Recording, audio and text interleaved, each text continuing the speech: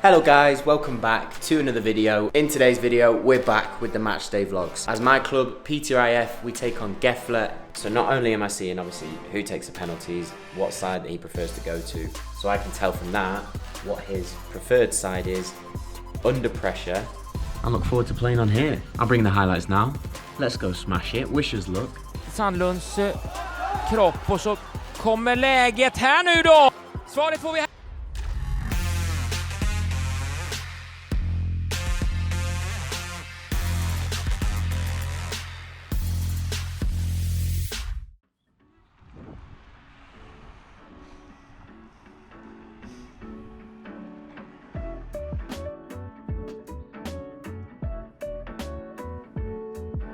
Hello guys, welcome back to another video, another episode of Keeping Goals. If you're new here, my name's Conor O'Keefe. I'm a goalkeeper, playing my football in Sweden, and Keeping Goals is a vlog here on YouTube that documents my journey throughout football and hopefully brings you a little bit of value along the way. In today's video, we're back with the matchday vlogs, an away day vlog. As my club, S5Ep41, we take on Gefle in the Ettan Norra, the third tier of Swedish football. I'll bring you along for the full away trip, as always, all the travel, all the prep, show you the game, give a little bit of analysis. So stick around, it should be a good one. If you enjoyed today's video, I only ask for one thing, that little like button. Give it a click, it really helps us out. And if you haven't already, subscribe to the channel while you're there. Come and join the Keeping Goals Union. So today is Saturday. We're not playing until tomorrow. This morning we had training, pretty light session, tactical stuff, small-sided games, possession, that kind of thing that you normally do on the day before a game. And you might be thinking that it's late now that it's dark outside, but it's actually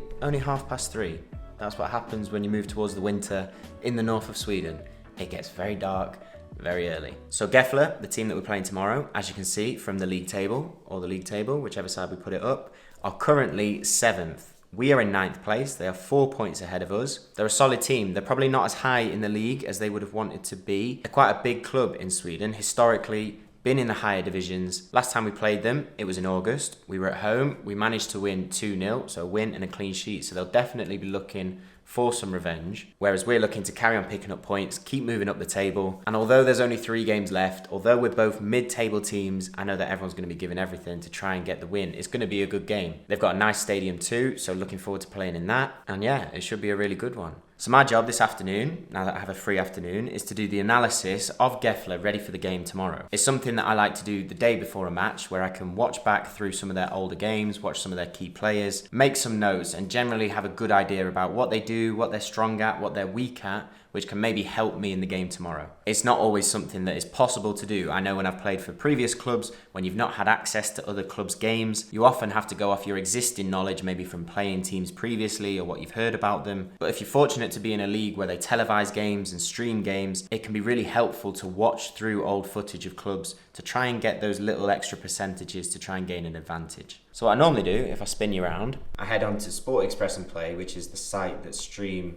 all of our matches. I'll type in Gefle, and here I can see highlights of their last game, which was against Karlstad, or I can watch through that full game in its entirety if I wanted to. So the day before a game, I'll watch those games, I'll watch those highlights, try and pick out key players, key patterns of play, anything that I might need to know that might give me an advantage to help with the game tomorrow. I then have a big Word document with all that information on it for all the different teams that I can refer to. So if you look here, for example, on their last game against Karlstad, Gefle got a penalty, 85th minute, the score at 1-1. Number 7 comes up to take it. So not only am I seeing obviously who takes the penalties, what side that he prefers to go to, but I can also see what side, what foot, what technique he uses under pressure, given that it's the 85th minute, 5 minutes to go, a chance to go ahead in the game. So as you can see, number 7, right-footed, goes low to the goalkeeper's right.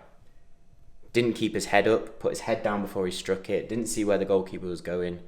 So I can tell from that what his preferred side is under pressure and where he goes without watching what the goalkeeper does as well. So that's all information that I can record and all information that I can remember, especially if he comes up to take a penalty in the game tomorrow. And that's something that I would have only got from being able to analyse games like this. So if you have that advantage, make the most of it. Try and use anything that you can to gain those extra little percentages. So that's my job for this afternoon. I'll be cracking on with that for at least an hour, and then we can chill and prep, ready for travelling tomorrow.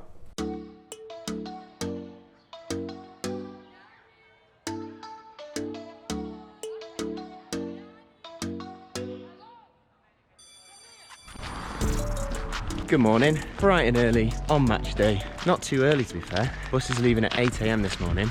Normally it's a 7 or a 6 something, so a nice little lie-in for an away day.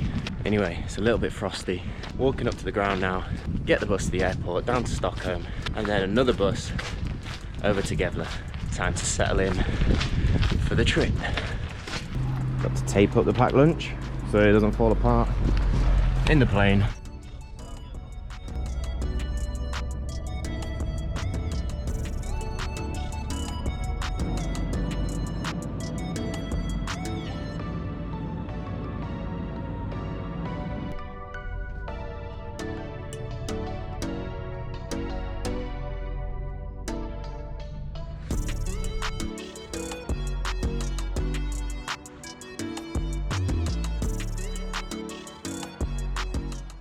Not bad at all. Very nice. I'm gonna go get changed, get warming up, get ready. I look forward to playing on here. I'll bring the highlights now. Let's go smash it. Wish us luck. I'll speak to you afterwards. Let's go. I detta skedet, jag hälsar er senare under sändningen. De här gula korten. Nu ska vi se vad det händer här. Här blir det en Milbert.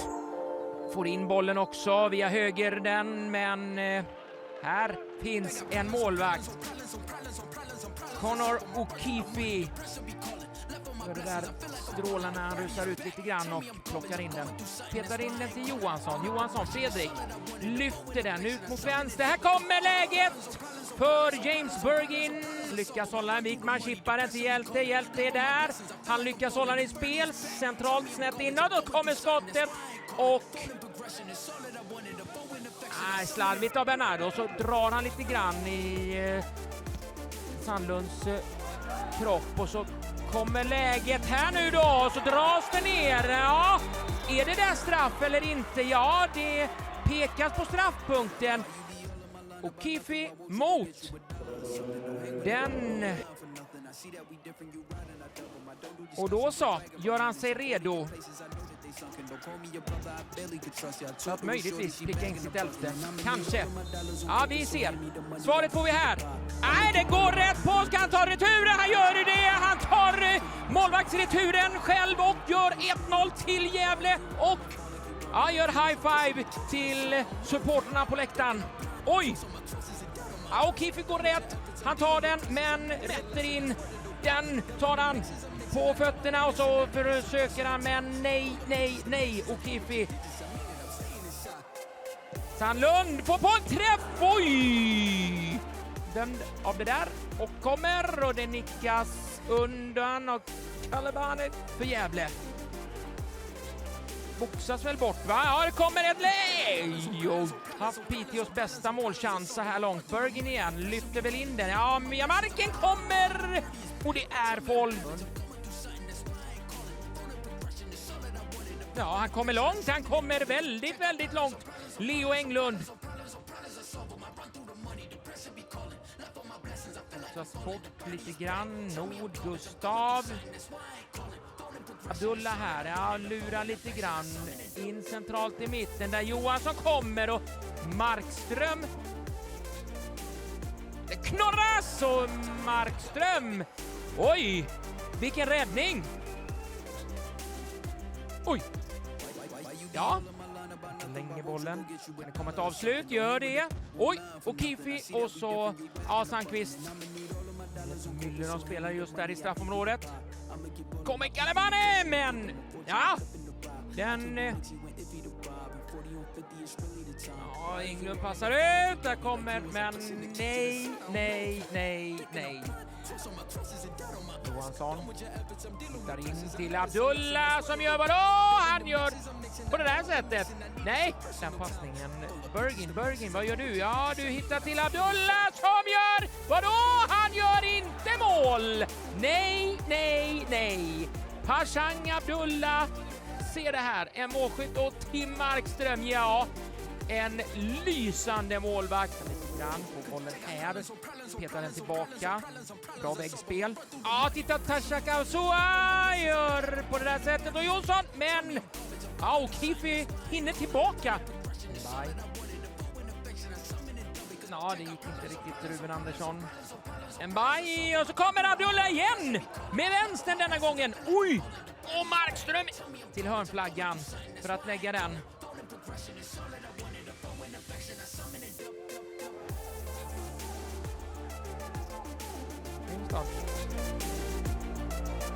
Ja, den är i spel. Kan man sätta fart? Ja, just det!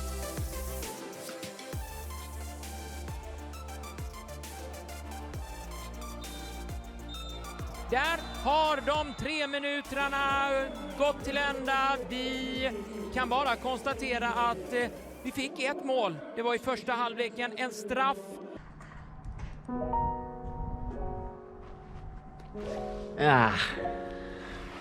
Gutted. Very disappointing. Definitely thought we could have got at least a draw out of that. Fair play to their keeper, by the way, made some absolutely worldy saves. Always so frustrating when you save a pen and then they score the rebound. I was proper close to it as well for the second save. But never mind. Enjoyed it. It was good fun.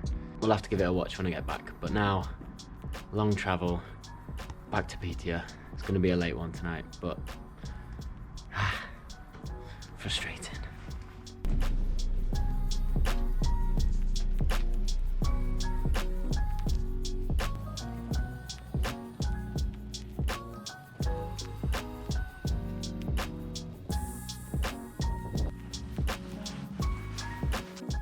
As you guys know by now, I like to have a couple of days after a game to watch it back, think on it, analyse it. And having done that, it's probably the same feeling as it was when I spoke to you afterwards. Just frustration that we couldn't get something from it. With the amount of chances that we had, that we couldn't get at least a draw, maybe even a win, is a bit of a killer really. Throughout the season, we've edged a lot of close games, winning 1-0, getting late winners, picking up points when people said maybe we probably shouldn't have done. And this one felt like it went the other way. We probably deserved more than we got from it. But we didn't take our chances, we conceded a goal. That's how football works. I wanted to break down the penalty situation because I get a lot of questions from you guys about penalties. We spoke about it before the game. As soon as the penalty was given, I didn't want to waste my time or my energy in trying to dissuade the referee or argue or complain. I left that to my teammates. My mindset, as soon as the whistle was blown, was to get prepared, get focused and ready to face the penalty. I've had a tough run with penalties since I've come to Petia. Before I came here, my save percentage on penalties was 40%. But at Petia, I failed to save the last